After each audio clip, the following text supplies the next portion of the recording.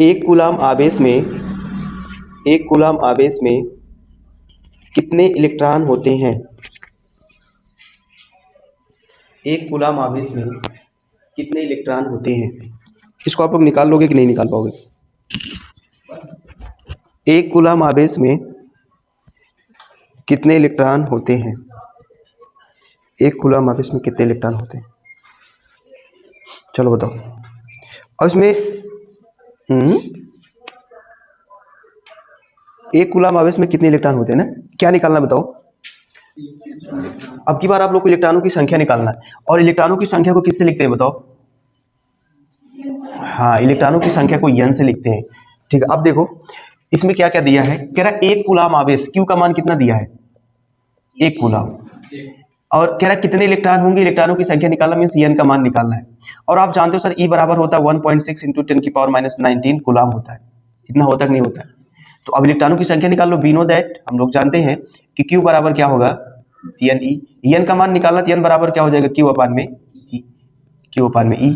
तो n बराबर Q का मान 1 है और इसका मान है 1.6 × 10⁻⁻19 कूलाम।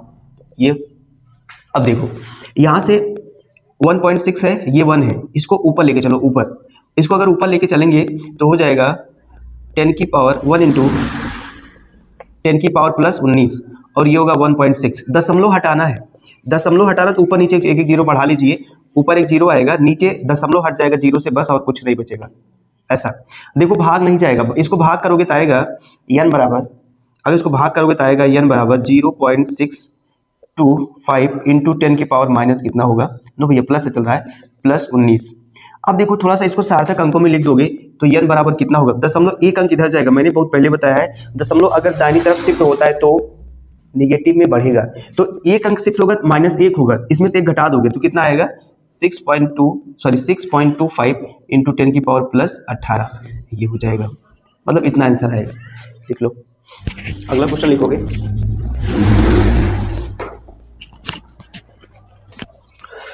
अगला क्वेश्चन कह रहा है कि 3.2 नो +18 ना, देखो +18 लिखा गया है ना।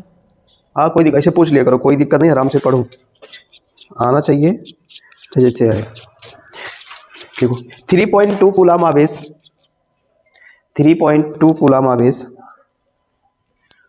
3.2 कूलाम आवेश कितने इलेक्ट्रॉनों द्वारा निर्मित होगा?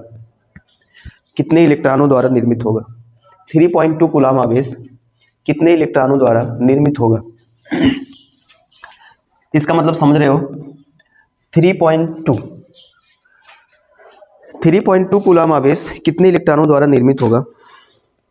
इसका मतलब क्या है बताओ पहले। कह रहा है कि अगर मान लो किसी चालक पदार्थ में 3.2 कूलाम आवेश हो तो कितने इलेक्ट्रॉन गुजरेंगे, कितने इलेक्ट्रॉन होंगे? इसका मतलब क्या है? इलेक्ट्रॉनों की संख्या पूछ रहा है ना, इलेक्ट्रॉनों की संख्या निकालो। अब की बार आवेश का मान चेंज है।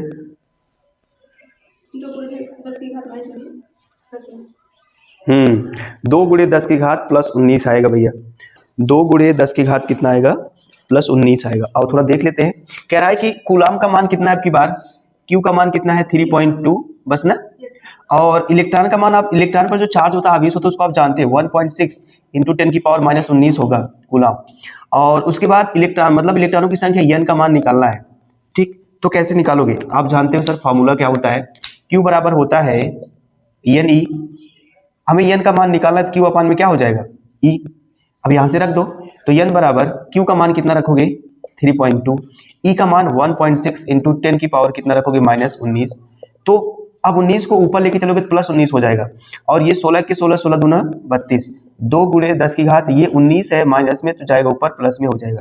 ये होगा मतलब n बराबर आएगा 2 × 10⁻+19 इलेक्ट्रॉन होंगे। ठीक है, हाँ एक क्वेश्चन और लिखो। एक धातु के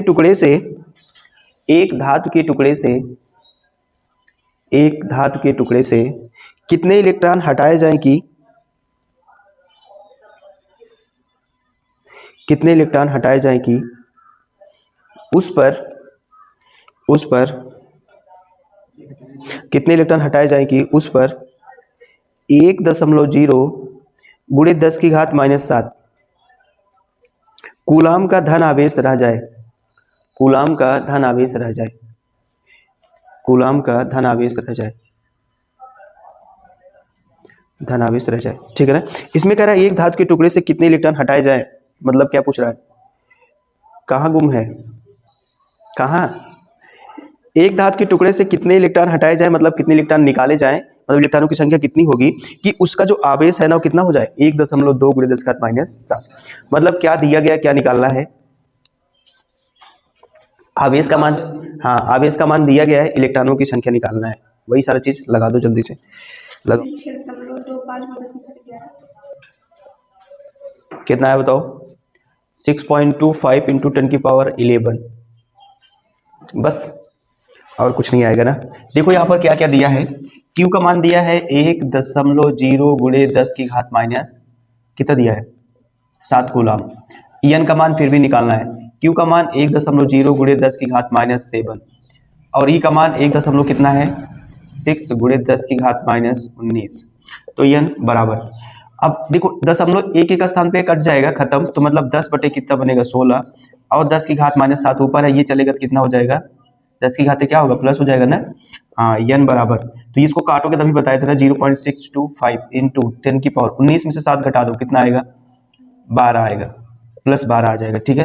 तो कितने इलेक्ट्रॉन जाएंगे, ओह अच्छा अगर ऐसा लगाओगे तो 12 आएगा, और अगर इसको सार्थक अंकों में ना एक अंक इधर लेके चलोगे ना, एक अंक इधर, तो एक इसमें से घट जाएगा, 6.25 × 10⁻11 इतना आएगा। दोनों आंसर हो सकता है, कोई दिक्कत नहीं है, लेकिन सही आंसर जेन्युइन आंसर ये है 6.25। इलेक्ट्रॉन पर, एक इलेक्ट्रॉन पर 1.6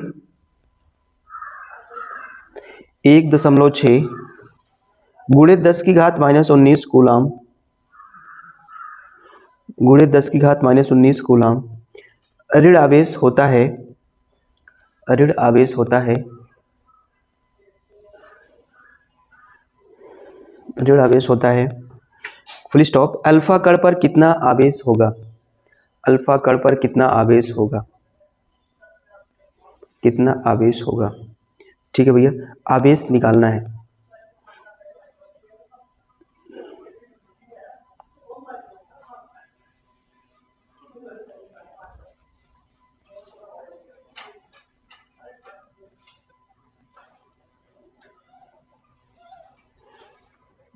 अब इसमें आपको समझ नहीं आ रहा होगा सर कि अल्फा कण क्या होता है ना, अल्फा कण के बारे में थोड़ा सा जान लो।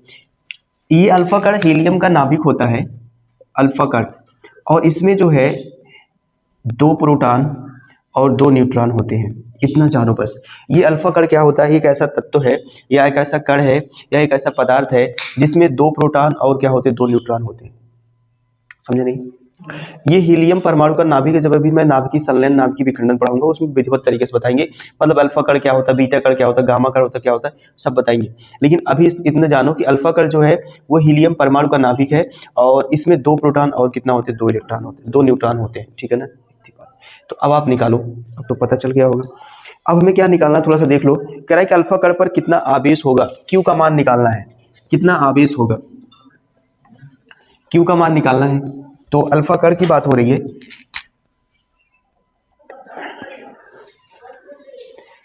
एक इलेक्ट्रॉन पर 1.6 × 10⁻⁻19 कूलाम ऋण आवेश है, आवेश है, आवेश कितना है देखो 1.6 × 10⁻⁻19 कूलाम, इतना आवेश है इलेक्ट्रॉन पर।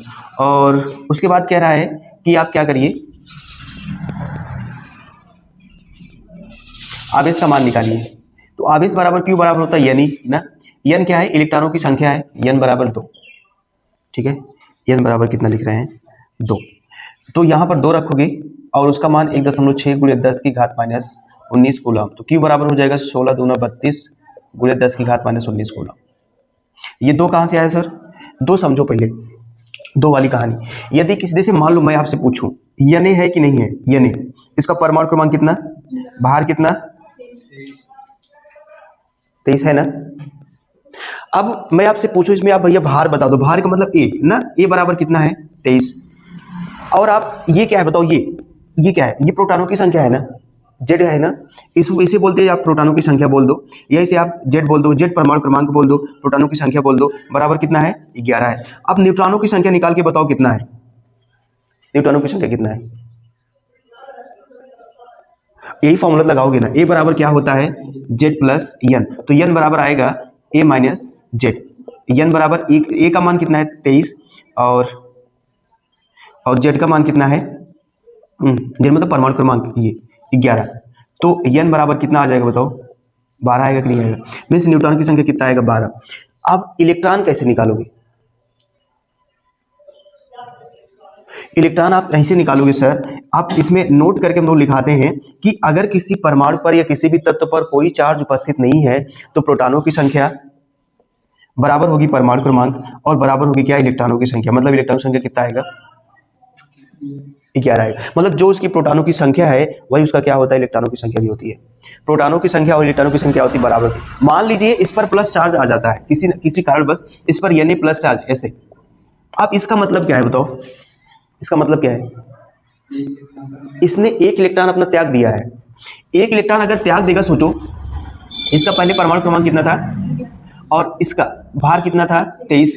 अब प्रोटॉनों की संख्या तो नहीं चेंज है सर, कितना होगा 11 और भार भी नहीं चेंज है, कितना होगा 23 और परमाणु न्यूट्रॉन कितना होगा बताओ, न्यूट्रॉन 12 होगा ना। दिक्कत आएगी इलेक्ट्रॉनों की संख्या में, क्योंकि अब चार्ज आ गया।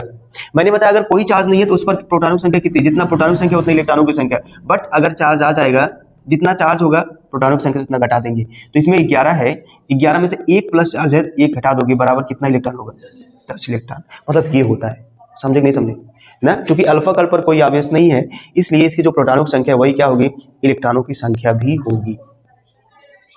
ठीक है, ये होता है वही सारी चीज है, इसीलिए समझाए कि भैया इस पर कोई चार्ज नहीं है इसलिए जो प्रोटॉनों की संख्या है वही न्यूट्रॉनों वही क्या होगा इलेक्ट्रॉनों की संख्या होगी। लेकिन न्यूट्रॉनों की संख्या नहीं बराबर होती, न्यूट्रॉनों की संख्या हमेशा क्या होती है चेंज होती है।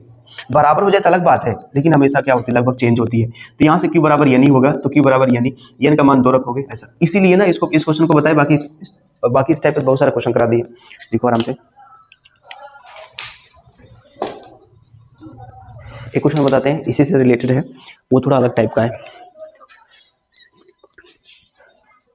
देखो 7n14 समझ रहे हो ना, 7n14 का मतलब है 7n14, ये मतलब ये है नाइट्रोजन की बात हो रही है। 7n14 नाभिक पर कूलाम में आवेश की गणना कीजिए। कह रहा है इसमें एन से बनना, इसको समझोगे पहले आ जाएगा कि नहीं आएगा बताओ।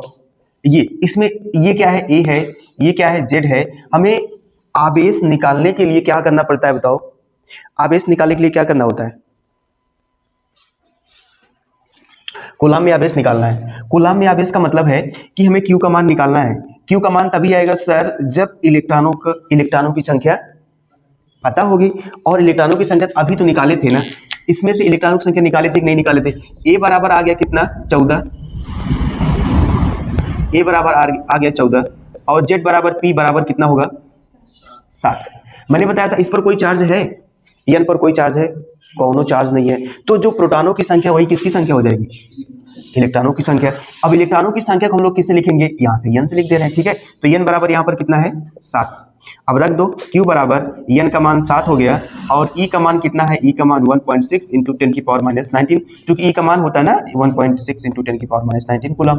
तो ये Q बराबर 16 सत्ते कितना होता है 112 गुणे 10 की घात माइनस 19, तो एक अंक दशमलव ऐसा लगा दो। इसको एक अंक इधर लाओ, इधर लाएंगे दाहिनी तरफ, देखो बाई तरफ ला रहे हैं तो 10 की पावर प्लस में जाएगा, एक अंक बाई तरफ लाए इसमें से घट जाएगा, 1.12 गुणे 10 की घात कितना होगा माइनस 18। ठीक है, इतना कूलाम होगा। आंसर वो कितना दे रहा है 1.9 सर, 11 दशमलव कुछ दे रहा है, मतलब ये वाला आंसर दे रहा है ना। बात तो वही है सर, किताब वाले क्या बनाते हैं समझ गए। अभी छोटा छोटा क्वेश्चन बहुत मजा आ रहा है। देखो एक नेक्स्ट क्वेश्चन, एक चालक पर 500 इलेक्ट्रॉनों की कमी है, एक चालक पर 500 इलेक्ट्रॉनों की कमी है, इस पर आवेश की मात्रा एवं प्रकृति ज्ञात कीजिए। इसको आप लोग जस्ट निकाल के बताओगे तुरंत ही। एक चालक पर 500 इलेक्ट्रॉनों की कमी है, इस पर आवेश की मात्रा तथा प्रकृति ज्ञात कीजिए।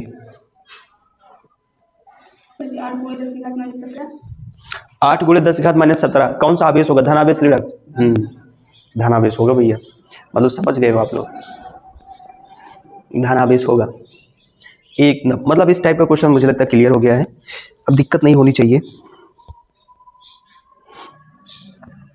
बहुत सारा क्वेश्चन है, प्रैक्टिस करते रहिएगा। हाँ, 8 गुणे 10 की घात 17 आएगा। देखो यहाँ पर कितना दिया है, एक चालक पर इतने इलेक्ट्रॉनों की कमी है। इलेक्ट्रॉनों की कमी मतलब इलेक्ट्रॉनों की संख्या दिया है कितना? 500 इलेक्ट्रॉनों की कमी है। और ई का मान आपको पता है ये होता है -19 कूलम, और क्यू का मान हमें निकालना है। तो क्यू बराबर जानते हो एन ई होता है। क्यू बराबर एन का मान रखोगे 500 गुणे 1.6, ई का मान रखोगे ये कूलम, तो ये 16 पंचे कितना होता है? 80। ये 2 जीरो बढ़ा लीजिए और एक अंक दशमलव लगा दो, ऐसा होगा। अभी ने काट दिए ना।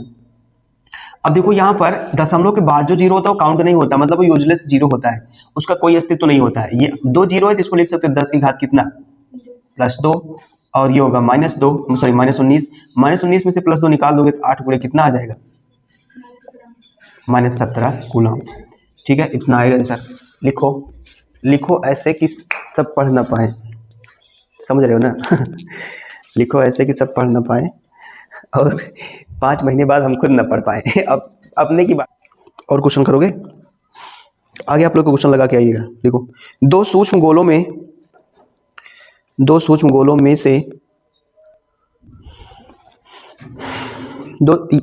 गोलों में से प्रत्येक पर 10⁵ इलेक्ट्रॉनों की कमी है। 10⁵ इलेक्ट्रॉनों की कमी है। यदि उनके बीच की दूरी 1 मीटर हो तो वैद्युत बल की गणना कीजिए।